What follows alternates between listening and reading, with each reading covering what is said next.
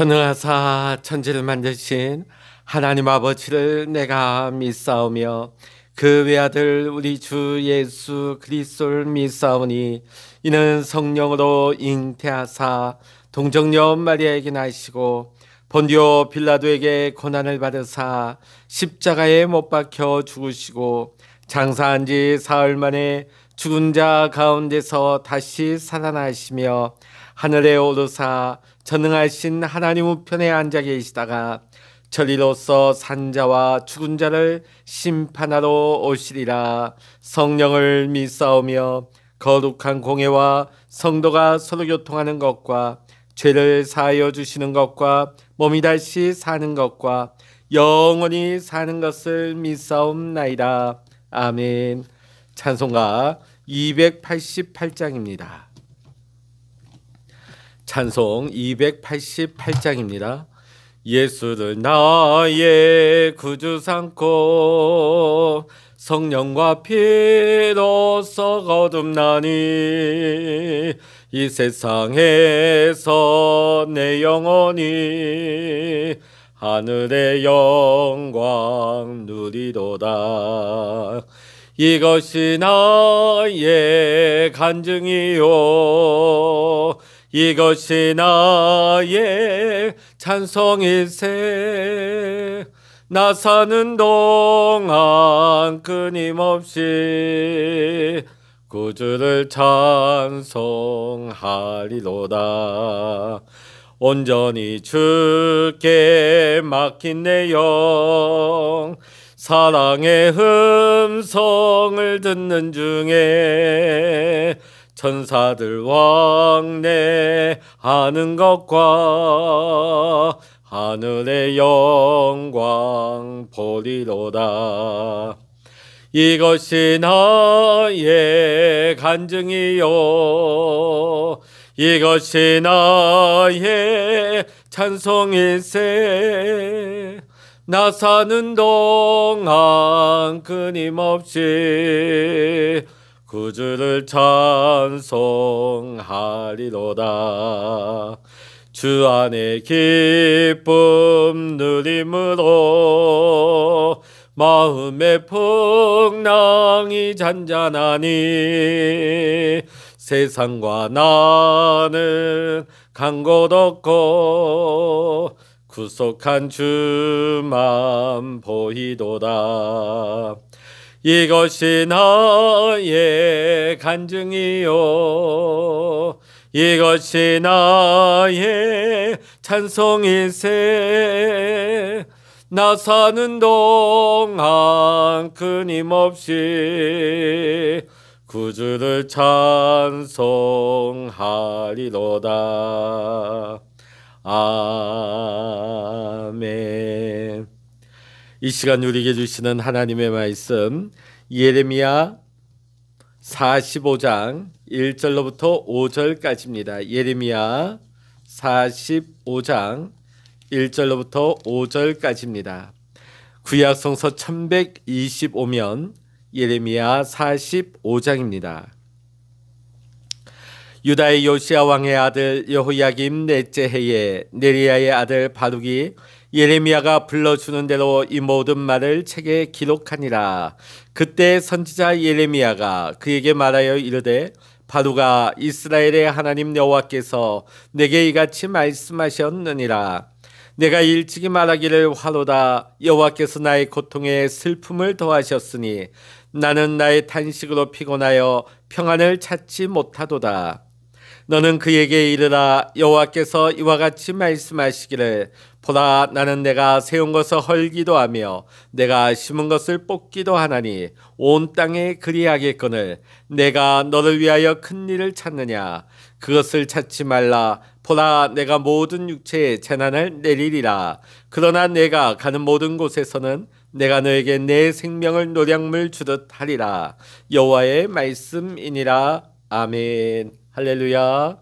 오늘도 함께 기도하시는 우리 사랑하는 모든 믿음의 성도님들에게 하나님의 크신 은혜와 평강 또 기도 응답의 축복이 함께 하시기를 주의 이름으로 간절히 축원합니다. 오늘 예레미야 45장은 1절부터 5절까지 짧은 본문이지만 예레미야의 대필자인 바룩의 개인적인 고뇌와 고통, 그리고 그를 향한 하나님의 위로와 소망의 말씀을 담고 있는 말씀이라 하겠습니다. 바벨론의 유다 침공이 임박하였던 여호야김 4년에 바룩은 예레미야가 불러주는 대로 유다에 대한 모든 예언을 기록하였습니다.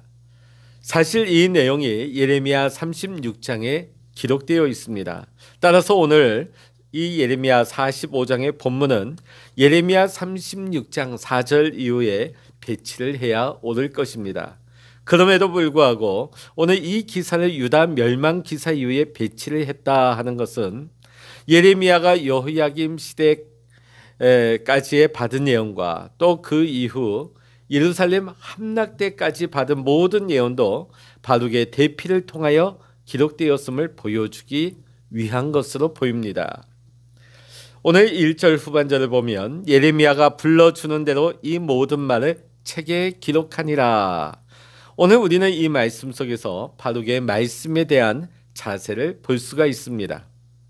말씀을 제대로 기록하려면 일단 들어야 하고, 듣는다는 것은 그 말에 집중한다는 것입니다. 바룩은 하나님께 집중하면서 하나님의 말씀을 귀로 듣고 하나님의 말씀을 책으로 기록했습니다. 열왕기상 3장 9절의 말씀을 보면 솔로몬이 하나님께 구한 것은 바로 듣는 마음이었습니다. 반대로 이스라엘의 첫 번째 왕이었던 사울이 실패했던 것은 하나님의 말씀을 듣지 않았기 때문에 실패한 것이죠. 역대상 10장 13절로부터 14절에 보면 사울이 여호와께 묻지 아니하였으므로 라고 기록되어 있습니다. 상대방에게 묻는다 하는 것은 결국은 상대방의 이야기를 듣기 위함입니다. 그러나 사울은 묻지 않았습니다. 묻지 않았기 때문에 하나님의 말씀을 들을 수가 없었던 것이지요. 우리는 언제나 하나님의 말씀 앞에 집중하고 하나님께 묻고 하나님의 말씀을 들을 수 있어야 합니다. 인생은 한 권의 책이라고 하는 말이 있습니다. 그래서 바룩은 하나님께 받은 말씀을 책에 소중하게 기록했듯이 오늘 우리는 하나님이 들려주시는 모든 말씀을 우리 마음에 깊이 한 절 한 절 새겨야 할 줄로 믿습니다. 그 말씀은 결국 하나님이 내 삶에서 일하시는 것을 나타내는 거룩한 이야기이기 때문입니다. 오늘 이 거룩한 이야기는 우리를 성장시키고 변화시킵니다. 여호야김 통치 시대에는 말씀에 대한 무관심과 불순종이 아주 극에 달하였습니다. 그리고 하나님께 순종하는 사람들에 대한 핍박이 극에 달하였습니다. 그래서 바룩은 사역을 하면서 많은 핍박을 당하여야만 했습니다. 또한 하나님께로 돌아오지 않은 유다 동족을 보면서 굉장히 낙심이 컸을 것입니다. 때로는 힘들고 지치고 낙심하기도 하였을 것입니다. 이때에 하나님은 바룩에게 말씀을 하십니다. 우리 2절과 3절의 말씀 읽어보십니다. 바룩아, 이스라엘의 하나님 여호와께서 내게 이같이 말씀하셨느니라. 내가 일찍이 말하기를 화로다. 여호와께서 나의 고통에 슬픔을 더하셨으니 나는 나의 탄식으로 피곤하여 평안을 찾지 못하도다. 오늘 여기 2절부터 3절의 말씀 보면 바룩은 고통에 슬픔이 더하여졌다고 말씀하고 있습니다. 바룩이 고통 속에 있었던 이유 세 가지를 우리가 한번 살펴본다면 첫 번째는 사역적인 측면입니다. 당시 바룩은 조국 유다에 임할 무서운 심판의 내용을 책으로 기록하고 있었습니다. 그리고 그 내용을 많은 사람들 앞에 낭독하는 일을 그는 감당해야만 했습니다. 그러나 유다 사람들은 하나님의 심판의 메시지를 듣고도 회개하기는커녕 거짓 메시지로 반박을 하고 당시 왕이었던 여호야김은 하나님의 말씀이 기록된 두루마리를 태우기까지 하였습니다. 이처럼 말씀을 받아줬고 대언하는 일이 멸시받으며 모독을 받는 상황에서 바룩은 애통하는 마음을 가졌을 것입니다. 두 번째는 현실적인 측면입니다. 바둑의 할아버지 마세아는 예루살렘의 성읍을 관장하는 관료였습니다. 어찌 보면 바둑도 그의 가문을 따라서 관료가 되거나 적어도 현재의 삶보다는 힘들지 않게, 괴롭지 않게 살아갈 인생이었을 수 있습니다. 그러나 바둑은 예레미야와 영적으로 유다를 회복하기 위한 거룩한 사역에 뛰어들었습니다. 유다 백성이 하나님의 말씀에 조금이라도 반응했으면 얼마나 보람됐겠습니까?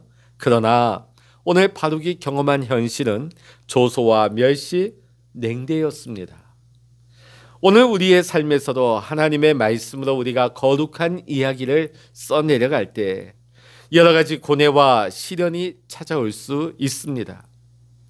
그만 도중에 포기하고 그만두고 싶을 때도 있습니다. 그러나 이것은 내가 한다고 생각하기 때문입니다. 그러나 내가 하는 것이 아닙니다. 우리 하나님이 하시는 것입니다. 하나님이 지친 우리의 손을 붙잡으시고 우리가 눈물을 흘릴 때에 우리의 눈물을 닦아주시는 분이 하나님이십니다. 내가 기뻐할 때 우리와 함께 기뻐하시며 거룩한 삶의 이야기를 함께 써주시는 분이 하나님이십니다. 세 번째는 동족에 대한 측면입니다.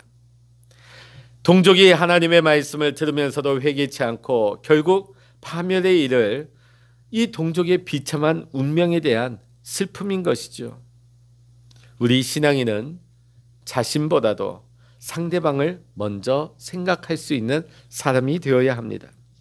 오늘 우리가 하루하루 살아가면서 나의 필요만을 채우려고 노력하기보다는 다른 사람의 필요를 살피고 이를 채우기 위해 한 가지라도 더 노력하며 살아갈 수 있는 우리가 되어야 하는 것입니다.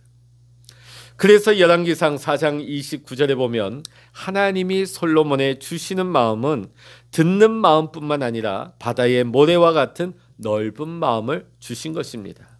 이 넓은 마음이 무엇입니까? 상대방의 입장을 더 생각하고 이해하고 살펴보는 것입니다.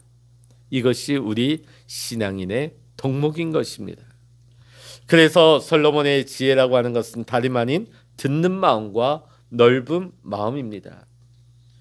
우리 안에 이 신앙은 두 개의 축으로 이루어져 있습니다. 듣는 마음과 넓은 마음. 우리가 이 듣는 마음과 넓은 마음을 가지고 살아갈 때에 솔로몬의 지혜를 우리는 삶에서 경험하게 될 줄로 믿습니다. 4절과 5절의 말씀 보면 하나님께서는 유다에 대한 심판을 작정하십니다. 그런데 이것은 유다에게 국한된 것이 아니라 하나님의 주권과 심판이 온 세계에 펼쳐진다는 것을 의미하고 있습니다.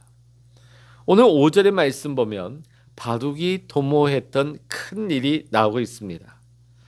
오늘 이 본문 내용에서는 도대체 바둑이 도모했던 이 큰 일이 무엇인지 우리는 자세하게는 알 수 없지만은 적어도 민족에게 어떤 희망을 심어주는 그런 일이었을지도 모르겠습니다. 자, 그런데 하나님께서 이를 만류하고 계십니다. 왜 그랬을까요? 이미 하나님의 심판이 임박했기 때문에 유다에는 더 이상 희망이 없기 때문입니다. 이 상황에서 바둑이 해야 할 일은 어떤 커다란 거창한 일이 아니라 하나님께서 맡겨주신 사명, 예레미야의 조력자가 되고 대필자로서 지금까지 감당했던 그 귀한 사명, 거룩한 사명을 수행해야 하기 때문입니다. 하나님은 유다 사람들에게 재난을 내리실 것이지만 오늘 바둑에게만큼은 이 재난으로부터 건져주시겠다고 약속하고 계십니다. 하나님께서는 바둑의 생명을 구하겠다고 약속하시면서 굳이 생명을 노량물 주듯 하리라, 이 비유를 사용하고 계십니다. 죄악에 빠진 유다 백성들 가운데서 하나님의 편에서 하나님의 공의를 행했던 바둑을 최후의 승리자로 서게 하실 것이며 그 대가로서 생명을 주시겠다고 약속하시는 것입니다. 유다 백성은 죄악으로 말미암아 심판의 죽음에 처하게 되지만 바둑은 믿음으로 생명에 거하게 되는 것입니다. 이와 마찬가지로 오늘 우리가 살아가는 세상도 하나님의 심판으로 가고 있습니다. 그러나 인생의 먹구름이 몰려오는 것처럼 힘들고 어려운 상황이라 할지라도, 사람들의 외면과 조롱 모욕을 우리가 당한다 할지라도, 사람들이 우리를 기억해 주지 않는다 할지라도 우리는 결코 실망하거나 좌절할 필요가 없습니다. 왜냐하면 하나님이 우리에게 영원한 은혜의 생명을 주셨기 때문입니다. 그리고 우리는 그 생명으로 살아가는 사람들입니다. 그래서 묵묵히 주님만 바라보고 하나님의 말씀만 붙들며 하나님의 말씀으로 더욱 분별하는 삶을 살아가야 하는 것입니다. 오늘 5절 말씀 말미를 보면 내가 가는 모든 곳에서라는 말씀이 기록되어 있습니다. 우리가 하나님의 말씀을 더욱 붙들게 되면 우리가 가는 모든 곳에서 그 말씀이 우리를 지키고 그 말씀이 우리를 회복시키시고 그 말씀으로 말미암아 우리가 절망에서 소망으로 변화함을 받는 생명의 은혜를 경험하게 될 줄로 믿습니다. 그래서 오늘 하루도 하나님과 거룩한 이야기를 함께 써내려가서 오늘도 우리의 삶에 더욱 은혜가 차고 넘치는 은혜의 시간이 될 수 있기를 이 시간 주의 이름으로 간절히 축원합니다. 기도하시겠습니다. 할렐루야. 하나님 아버지, 바룩이 그 환난의 심판 가운데서 하나님께서 생명으로 건져주신다고 약속을 하셨습니다. 그가 멸시와 천대와 모욕을 받으면서도 하나님이 주신 사명을 끝까지 충성되이 감당하였을 때에 하나님께서 바룩을 세워주시고 건져주신 것을 우리는 봅니다. 오늘 우리가 살아가는 이 시대가 하나님의 심판을 향하여 달려가고 있습니다. 머지않아 하나님의 심판이 임박해 올 텐데 오늘 이 마지막 날에 믿는 자들이 핍박을 당하며 멸시를 당하며 우리가 손가락질을 받는다 할지라도 우리가 실망하거나 좌절하지 아니할 것은 오늘도 하나님께서 나와 함께 하셔서 오늘도 우리의 심령 속에 우리의 삶 속에 하나님의 거룩한 이야기를 하나님께서 함께 써주시는 것을 믿기 때문입니다. 하나님, 우리를 마지막 환난 가운데 건져주시옵소서. 하나님, 마지막 환난 때에 하나님 우리에게 생명을 더하여 주시옵소서. 오늘도 우리가 그 소망 가운데 하나님 믿음으로 서게 하시고 오늘도 우리의 삶에 하나님의 은혜가 차고 넘치게 하여 주시옵소서. 모든 감사와 영광을 우리 주님께 올려드리며 우리 주 예수 그리스도의 이름으로 간절히 기도하옵나이다. 아멘. 찬양하라 내 영혼아, 찬양하라 내 영혼아, 내 속에 있는 것들아 다 찬양하라.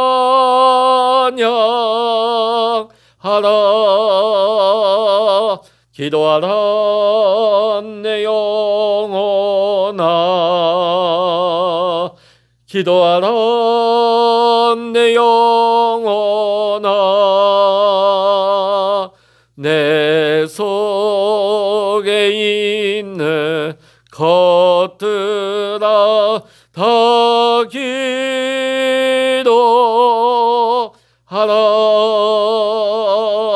주여 일창을 합심하여 기도하십니다. 주여